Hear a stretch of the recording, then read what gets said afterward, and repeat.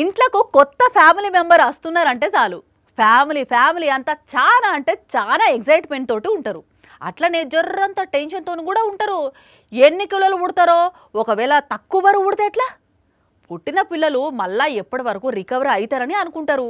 ఆఖరికి 2.5-3 కిలోలని డాక్టర్లు చెప్పగానే మస్తు ఖుషి అవుతారు కదా. అయితే ఈడ బుడ్డోడు ఎన్ని కిలోలు పుట్టిండంటే 3 కాదు 3.5 కాదు 4 కాదు 4.5 కాదు 5 కిలోల బరువుతోని పుట్టి అమ్మా నాయనల్ని ఆనంద పెట్టిండు ఇంగో ఈ బాల భీముడు. అగో చూడుండ్రి బుజ్జిగాడు ఎంత బుజ్జిగా ఆడుకుంటుండో, మెలికలు తిరుగుతున్నాడు.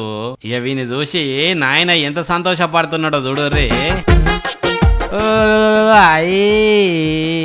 భద్రాద్రి కొత్తగూడెం జిల్లా మనుగురువిల్లది.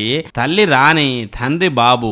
రాణికి పురిటి నొప్పులు వస్తే సీదా గవర్నమెంట్ దవాఖానకు తీసుకపోతే టెస్టులు చేసిన డాక్టర్లు ఆపరేషన్ చేస్తే పన్నంటి మగ బిడ్డకు జన్మనిచ్చింది. ఇక వెంటనే బిడ్డ బారు ఎంత అని జోకితే ఇంకో ఇట్లా 5 కిలోలున్న చూసి డాక్టర్లే ఆశ్చర్యపోయిరట. 100కో కోటికో ఎవరికో ఒకరికే ఇంతగానం బరువుతోని పిల్లలు పుడతారట. మరి వీళ్ళమ్మ అంత ఆరోగ్యంగా ఉండి ఉంటది, అందుకే పుట్టిన బుడ్డోడు కూడా ఇంత బలంగా పుట్టిండు. కానీ ఎందుకైతే అందుకయ్య ఓసారి అయితే దిష్టి తీసేయి రమ్మలు అని అంటున్నారు. ఈ పిల్లగాన్ని చూసిన కొందరు పెద్ద మనుషులు.